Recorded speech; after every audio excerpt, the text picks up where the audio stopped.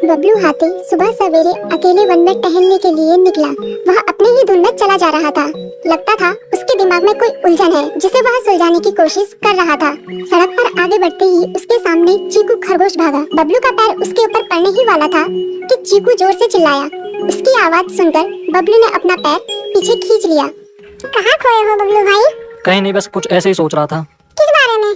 तुम जानकर क्या करोगे? शायद मैं तुम्हारी कुछ मदद कर सकूं। तुम तो जानते हो आजकल वन में कितनी चोरियां हो रही हैं, पर चोर का कोई अता पता ही नहीं है। इस बात को लेकर वन के सारे प्राणी चिंतित थे। वे वहाँ खुद को सुरक्षित महसूस नहीं कर रहे थे। अरे चीकू भाई, हम मजबूर हैं। हम चोर को पकड़ ही नहीं पा रहे हैं। वह बहुत चालाक है और अपने काम को बड़ी कुशलता से अंजाम दे रहा है। कहीं कोई सबूत ही नहीं छोड़ रहा। हमारे राजा इस बात को लेकर बहुत चिंतित हैं। यही कारण है कि हम सब इस बारे में सोच रहे हैं। अब तुम मेरी इसमें क्या मदद कर सकते हो? मैं कुछ सोचता हूँ, हो सकता है मुझे कोई उपाय सूझ जाए। प्रयास करने में कोई हर्ज तो नहीं है। तुम ठीक कहते हो चीकू, लेकिन वन के गुप्तचर भी अभी तक इसका कोई हल नहीं निकाल सके। इतना कहकर वे चुप हो गए। बबलू की बातों ने चीकू को सोचने के लिए मजबूर कर दिया। चीकू को उदास देखकर बबलू बोला, तुम अपना मन छोटा मत करो। मुझे अच्छा लगा कि तुमने मेरी परेशानी को समझा। कभी मैं भी इस वन के लिए गुप्तचर का काम करता था। एक बार मेरी टांग टूट जाने से मेरे अंदर फुर्ती नहीं रही। तब से मैंने यह काम छोड़ दिया।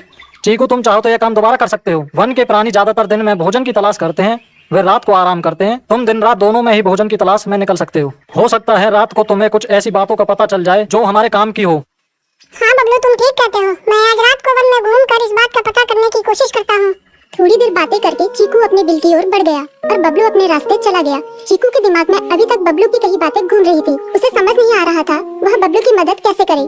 दिन भर वह उसी उधेड़-बुन में लगा रहा। शाम होते ही चीकू कुछ सोचने लगा और वह चुपचाप दिल से बाहर निकल आया। चीकू की पत्नी ने देखा तो बोली, इस समय कहाँ जा रहे हो? बाहर खतरा है। खतरा तो सुबह भी रहता है, लेकिन खतरों से डरकर हम भूखे तो नहीं मर सकते। मैं बाहर घूम कर आता हूँ। इतना कहकर चीकू रात को बिल से बाहर निकल आया। कुछ दूर जाकर उसकी नजर बंकू उल्लू पर पड़ी, जो कुछ ही दूरी पर था।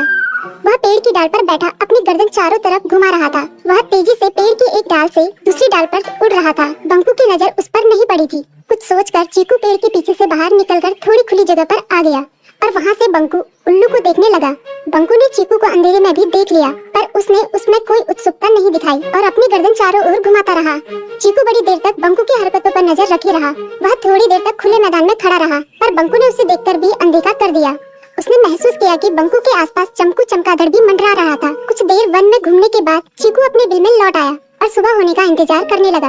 अगली सुबह बबलू उसी रास्ते में जा रहा था। रास्ते में चीकू उसका इंतजार कर रहा था। आज बड़ी जल्दी आ गए बबलू। हाँ, आजकल मुझे चिंता की वजह से नींद नहीं आती। कोई नई खबर है क्या? यकीन से तो मैं नहीं कह सकता, पर मैं तुम्हें ऐसे प्राणी का नाम बता सकता हूँ जो शायद चोरों की मदद कर रहा है। कौन है वो? बंकू उल्लू। इतना कहकर चीकू ने रात की घटना उसे ज्यों की त्यों सुना दी। इसे सुनकर बबलू का माथा ठनका। बबलू की आंखें चौंधिया गई। तुम ठीक कह रहे हो। मुझे आज रात बंकू और चमकू पर नजर रखनी होगी। इतना कहकर वे दोनों अपने अपने रास्ते चले गए। बबलू रात को अपने साथियों के साथ बंकू पर नजर गड़ाए रहा। उसकी संदिग्ध गतिविधियों को देखकर बबलू ने उसे उसके साथियों चंकी और संकी लोमड़ के साथ पकड़ लिया। बबलू ने सख्ती से पूछताछ करनी शुरू कर दी।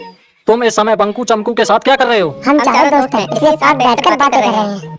चमगादड़ और उल्लू की दोस्ती तो समझ में आती है, पर लोमड़ के साथ दोस्ती कैसे हो सकती है? सख्ती से पूछने पर दोनों ने अपना जुर्म कबूल कर लिया और सभी चोरियों के बारे में बताया जो उन्होंने कुछ दिन पहले वन में की थी। बबलू ने उनके चोरी का सारा सामान भी बरामद कर लिया। बंकू और चमकू को अभी तक समझ में नहीं आ रहा था कि वो इतनी आसानी से कैसे पकड़ में आ गए।